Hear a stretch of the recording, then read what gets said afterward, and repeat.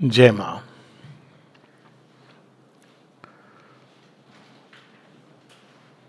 संसार में बहुत सारी घटनाएं इतिहास में ऐसी हुई हैं जो बहुत आश्चर्य से भरी हुई हैं। कई बार वो उनको हम बिल्कुल एक सहज रूप से ले लेते हैं, तो हमको पता भी नहीं चलता कि इसमें कोई आश्चर्य की बात है।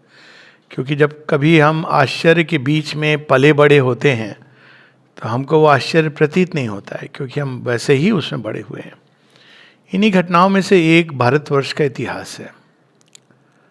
अगर आप कहीं पर भी देखें, चीन, मेसोपोटामिया, यूनान, ग्रीक, इजिप्ट और रोमन, मायन सिविलाइजेशन,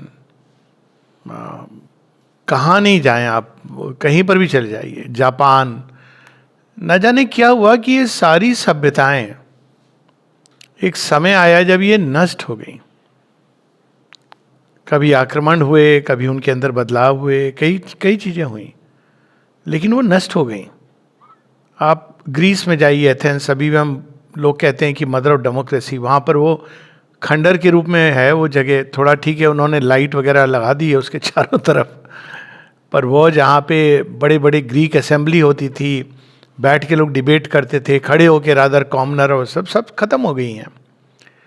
हमारे यहाँ बहुत ये बड़ा आश्चर्य है कि बाहर से जो चीज़ें नॉर्मली कि भाई ये भव्य महल था राम जी का, या यहाँ पर ऐसा हुआ था, वो रही हो ना रही हो, लेकिन सनातन सभ्यता निरंतरता से अभी तक रही है। ये एक बहुत अद्भुत आश्चर्य है, और इसके पीछे निश्चित रूप से एक तो दैवी कृपा है, लेकिन सबसे अद्भुत बात यह है कि ये एक चीज़ का संकेत है। ये इस शब्द को ही जस्टिफाई करता है, सनातन, जिसका आप विनाश नहीं कर सकते हैं, क्योंकि वो यूनिवर्सल है, क्योंकि वो इटर्नल है। शब्द से ये अर्थ आता है।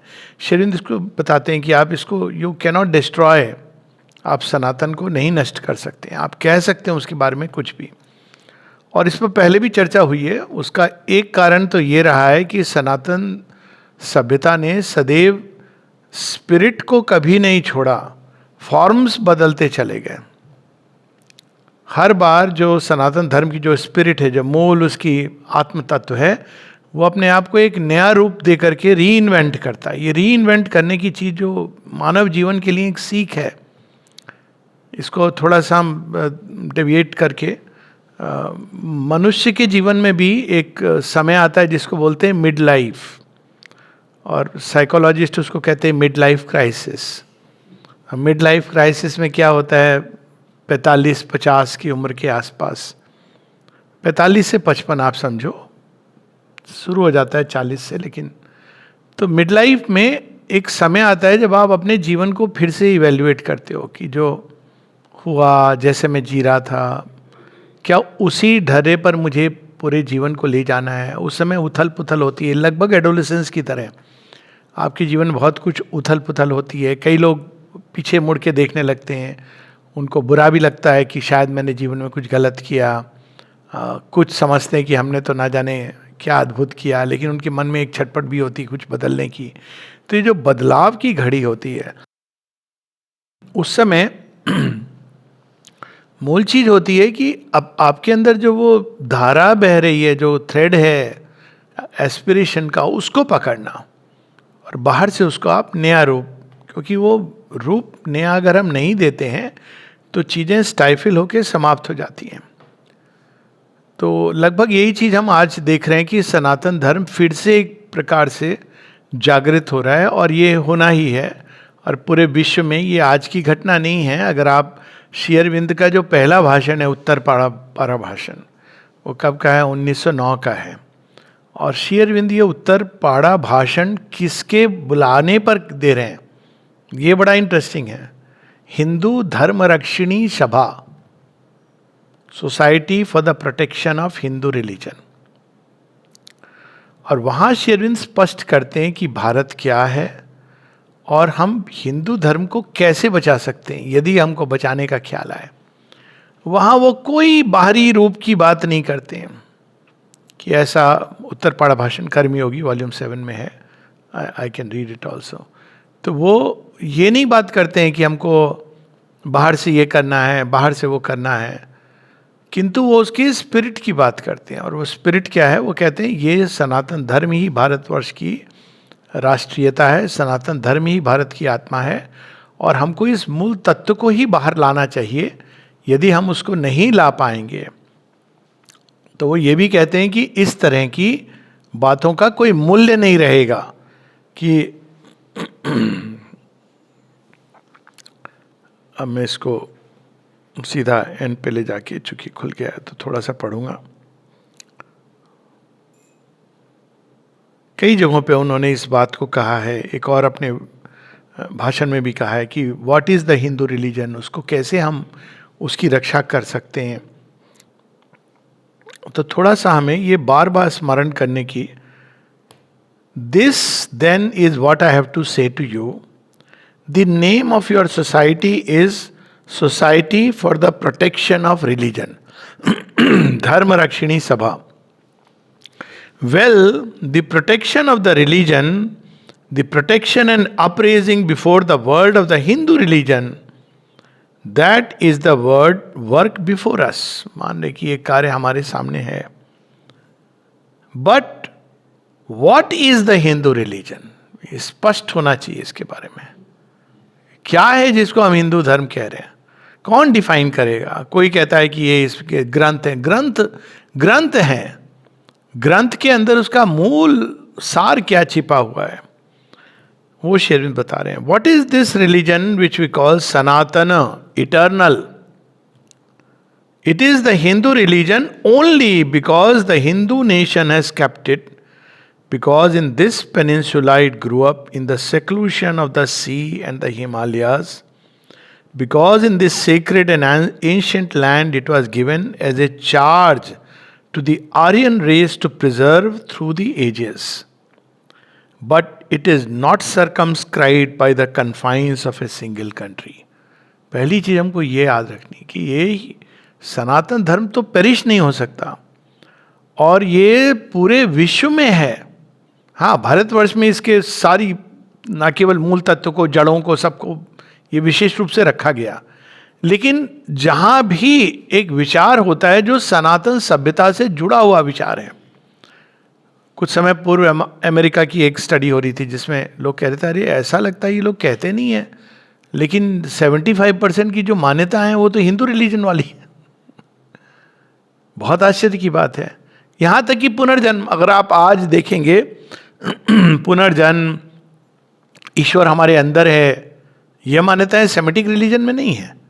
भगवान सबके अंदर है, अंतर्यामी है, पाप पुण्य के परे, ये कई सारी मान्यताएं, दंड पुरस्कार के परे है, जो कार्मिक विधान है, ये सारी मान्यताएं अब संसार में आ रही हैं। लेकिन हम में से कई लोग हैं जो अब भी उसको पकड़े हैं। ये भी आवश्यक है जानना। ऐसे लोग हैं जो यहाँ तक पूछते हैं कि नहीं, ऐसा कैसे हो सकता है, जब श्री अरविंद कई चीज़ें जो नई प्रकट कर रहे हैं, हम क्यों नहीं स्वीकार कर पाते हैं कई लोग? क्योंकि हमने हिंदू रिलीजन का एक बड़ा संकीर्ण, जिसको स्वामी विवेकानंद भी कहते हैं, श्री अरविंद भी कहते हैं, there is a narrow and a wide Sanatana Dharma. तो हमको वो नैरो सनातन धर्म जो केवल बाहरी रूप को पकड़ता है चीज़ों के, और उसकी आत्मा उसमें से विलुप्त हो गई है, उससे बाहर निकल के उसके एक विशाल समग्र रूप को पकड़ना है। Because it is the universal religion which embraces all others. If a religion is not universal, it cannot be eternal. A narrow religion, a sectarian religion, an exclusive religion can live only for a limited time and a limited purpose.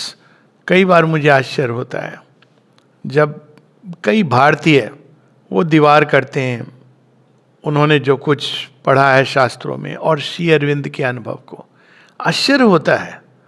अब कहाँ से सनातनी हो? श्री अरविंद तो समावेश की बात करते हैं, समग्रता की बात करते हैं, किसी को नहीं नकारते। अगर आप श्री अरविंद की पढ़ें राइटिंग्स तो यहाँ तक कि इस्लाम, क्रिश्चियनिटी, ज्यूज, सबको अपना अपना स्थान, अपनी अपनी भूमि दे दी है उन्होंने अपने वास्ट यूनिवर्सल विजन में। हिंदू तो हैं ही हैं, वो तो स्पष्ट है। हर किसी की अपनी एक ग्राउंड उन्होंने दिया है कि इसका ये प्रयोजन है उनके, अगर मैप को देखें विस्तार से। और भारतीय हैं कई जो इसलिए नहीं स्वीकार करते हैं क्योंकि श्री अरविंद मायावाद को अंतिम सत्य नहीं बताते हैं, जो बहुत आश्चर्य की बात है। तो यहाँ हम लोगों को बहुत सचेत होना है।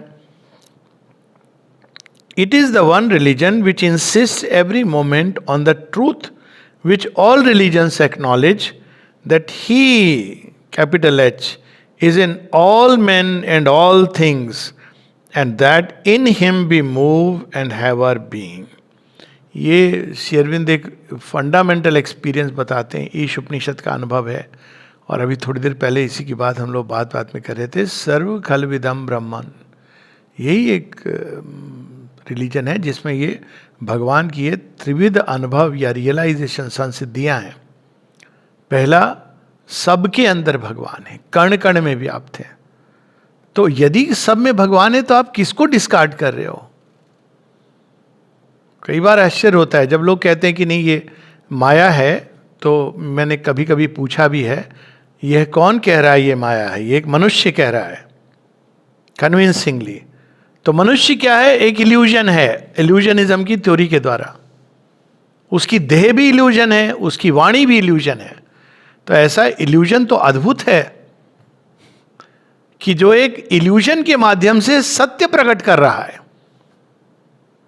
यदि इस मिट्टी के अंदर से एक श्री रामकृष्ण, विवेकानंद, रामानुजाचार्य, शंकराचार्य स्वयं, रमन महर्षि, श्री अरविंद श्री कृष्ण तो इल्यूजनिज्म की बात नहीं करते हैं, तो हम उनको अलग ये प्रकट हो सकते हैं, तो ये कहाँ है इल्यूजन? और यदि हम कहते हैं फिर भी इल्यूजन है, तो इस इल्यूजन का कहाँ अंत है? फिर तो कोई कह देगा कि आपका वो एक का एक्सपीरियंस भी इल्यूजन है। तो यहाँ पर ये हमारा फेस आईडी मांग रहा है। तो मूल चीज इसमें यही है कि हमको ये स्पष्ट होना है कि हम सनातन धर्म को कौन कैसे डिफाइन कर रहा है। और मैं समझता हूं कि इसमें जो चीज़ हम मिस करते हैं, जो मेरा, क्योंकि कभी कभी आपके पास बहुत सारी किताबें होती हैं तो भी समस्या होती है। ये उसकी तरह है जिसके पास बहुत आंसर्स हैं कि वो क्वेश्चन ही भूल गया है कि हमारी खोज क्या थी, आंसर आ गए। और ऐसे लोग हैं जो मिला हूँ मैं, जो बहुत कुछ बोलते हैं वेदांत पर, इस पर। तो मैं कभी कभी पूछता हूँ तुम्हारी क्या खोज है, तुम क्या खोज रहे हो? द्वैत अद्वैत तो सब ठीक है। तो उस प्रकार की ये चीज है कि it is the one religion which insist every moment on the truth which all religions acknowledge. It is the one religion which enables us not only to understand and believe this truth, but to realize it with every part of our being. समग्र शब्द का अर्थ खत्म हो जाता है यदि ये illusion है। ये बार बार कई जगहों पे मैं ये स्ट्रेस करके, मुझे लगता है ये अभी भी स्ट्रेस नहीं हुआ है पूरी तरह, मनुष्य की, भारतीयों की मानसिकता में नहीं घुसा है कि इल्यूजनिज्म को त्यागो, मायावाद को। यहाँ तक कहते हैं मां श्री अरविंद की एक काल खंड आएगा जब भारतीयों को पूरी तरह एंगेज होंगे जीवन के साथ, जैसे एक अज्ञानी एंगेज होता है। वो बेटर है देन इल्यूजनिज्म। आप जीवन से जुड़ो, उसको अनुभव करो। और सीधा अभी भी आप देखिए, मैंने बताया ना, कुंभ का भी उदाहरण दिया, सारे वो बाबा जी जो इल्यूजनिज्म, अंत में ये श्री कृष्ण ने कहाँ इल्यूजनिज्म की बात की है? तो लोक संग्रहार्थ की बात करते हैं। तो श्री अरविंद हमको बता रहे हैं कि ये जीवन क्या है, ये लीला वासुदेव की है। ये बहुत अद्भुत बात है, ये भगवान का प्रकटन है। और फिर कितनी सुंदर बात, it is the one religion which shows us how we can best play our part in that life, its subtlest laws and its noblest rules. अब अगर जीवन में आप ये कहते हो कि आपको रोल प्ले करना है, तो तभी संभव है ना जब रोल में कोई रियलिटी है। ये कोई मॉक रोल थोड़ी है कि किसी ने आपको दे दिया कि भाई ये तो इल्यूजन है, तब तो रोल का कोई मतलब नहीं है। यानी ये एक ऐसा धर्म है जिसमें डिवाइन विल के प्रकटन की बात है, और वो डिवाइन विल का प्रकटन कोई मानवीय नियम या अति मानवीय नियम जो अकाट्य नियम हर समय के लिए, ऐसा नहीं दिया गया है। योग के द्वारा मनुष्य के हृदय में उद्भासित होता है कि ईश्वर का संकल्प इस समय क्या है। आप इसको कोई स्टैंडर्ड रूल बुक में नहीं डाल सकते हैं। तो ये जो रूल की बात है जो मनुष्य के अंदर प्रकट होता है, ईश उपनिषद में भी बात है, गीता में भी इसकी बात है, श्री अरविंद इसको विस्तार से बताते हैं। तो ईश्वर केवल एक, मैं पढ़ रहा था या सुन रहा था, कोई कह रहा है कि एक फंडामेंटल ट्रूथ जो हिंदू रिलीजन बताता है कि ये सब निरपेक्ष है, सापेक्ष है, रिलेटिव है। Okay, where does this take you कि एब्सोल्यूट ट्रूथ केवल एक है, ये सब रिलेटिव है। अब देखिए, अगर आप इस सत्य को सही ढंग से नहीं पकड़ेंगे तो इसका अर्थ क्या हुआ? आप जो मर्जी कर सकते हो, रिलेटिव है, एब्सोल्यूट ट्रूथ केवल एक है। लेकिन यदि आप ये देखते हैं कि ये रिलेटिव ट्रूथ, जिसको श्री अरविंद कहते हैं lesser truths permissible on the way, इनके माध्यम से वो एब्सोल्यूट ट्रूथ स्वयं को एक्सप्रेस कर रहा है, मैनिफेस्ट कर रहा है, प्रकट कर रहा है, तब आप ये सारे जो रिलेटिव ट्रूथ्स हैं इनको एक सीढ़ी के रूप में देखते हैं। अदरवाइज सब रिलेटिव है, सब सापेक्ष है, केवल एकमात्र एक सत्य है। तो उसका और इसका संबंध, वहां पे डिवाइन विल की बात होती है कि दिव्य संकल्प जिसके जो हर समय मनुष्य के अंदर प्रकट होता है। और इसके कई सारे जो सूक्ष्म नियम हैं। It is the one religion which does not separate life in any smallest details from religion, which knows what immortality is and has utterly removed from us the reality of death. ये श्री अरविंद बताते हैं और फिर कहते हैं कि मैं यहाँ बोलने कुछ और आया था, लेकिन मैं बोल वो रहा हूँ जो वासुदेव की लीला है। और अंत में कहते हैं कि जिस नेशनलिज्म की बात कर रहे हैं वो ना पॉलिटिक्स है, बल्कि एक धर्म है, एक फेथ, एक श्रद्धा है, एक क्रीड है। I see it again today but I put it in another way. I say no longer that nationalism is a creed, a religion, a faith. I say that it is the Sanatana Dharma which for us is nationalism. यानी भारतवर्ष का महत्व ही यही है, उसको प्रकट करना है सनातन धर्म के सत्य को। लेकिन वहीं पर बात अटक जाती है, किसको हम सनातन धर्म कह रहे हैं? क्या ब्रह्म सत्यम जगत मिथ्या? ठीक है, मिथ्या शब्द की कई विवेचनाएं हैं। एक जो उसकी सबसे सटीक विवेचना ये है कि ये चीज़ें वैसी नहीं है जैसी प्रतीत होती हैं, वहाँ तक मिथ्या शब्द सही है। Things are not what they seem. लेकिन मिथ्या एक एब्सोल्यूट इल्यूजन के सेंस में, एक नॉन रियलिटी के रूप में ये नहीं है। तो चीज़ें अगर वैसी हैं, जैसी हैं वैसी नहीं प्रकट हो रही हैं, दिख रही हैं, तो इससे दो अर्थ निकलते हैं। एक तो हम जैसी हैं वैसी जान लें, या जैसी हैं हम वैसी उनको जीवन में प्रकट करें। तो जो ओरिजिनल सनातन धर्म है वो मिथ्या से सत्य की ओर नहीं जाता है, वो मिथ्यात्व में सत्य को प्रकट करता है। और इसका एक उदाहरण जिससे हम लोग रुक सकते हैं कि एक बच्चा है, उसको आपने एक इमेज दी कि तुम इमेज को उतारो, तो वो क्या करता है? जब छोटा बच्चा होता है आप एक इमेज देते हैं कि ये चिड़िया है, वो उसको बना रहा है, देख करके बना रहा है, ये उसका प्रारंभ है। उसमें वो सही कर रहा है, गलत कर रहा है, फिर आप उसको और आगे ले जाते हैं। फिर अंत में आप ये कि अब कोई इमेज नहीं है, तुम अपनी कल्पना से एक चिड़िया बनाओ। अब क्या है, उसके अंदर एक क्रिएटिव एक्सप्रेशन आ रहा है। तो इस प्रकार से ये चीज आगे बढ़ती जाती है। लेकिन जहां हम ये कह देते हैं कि ये सारा एक वर्ल्ड ऑफ रिलेटिविटीज है, इल्यूजन है, इसको छोड़ करके तुमको सत्य की भूमि पर जाना है, तो हम बहुत बड़ी भूल कर रहे हैं। अब इसी कंटेक्स्ट में अंत में, क्योंकि ये टॉक विशेष रूप से अयोध्या में जो कार्यक्रम हो रहा है श्री अरविंद साधनालय में, वहाँ पर ये परिसर में ये टॉक के लिए मैं रिकॉर्ड कर रहा हूँ ये। तो मेरा ये मानना है और मेरा ये कहना है कि कुछ समय के लिए हम अपने सारे पूर्वाग्रहों को किनारे कर दें, पक्ष विपक्ष सबको किनारे कर दें, और हम सब थोड़ी देर बैठ के अपने हृदय में महसूस करें कि श्री माँ क्या चाहती है, हम क्या चाहते हैं, वो लोग क्या चाहते हैं, कोई और क्या चाहता है, हमारा मन क्या कहता है, हमारे मॉरल प्रिंसिपल्स क्या कहते हैं, हमारी आइडियलिज्म क्या कहती है।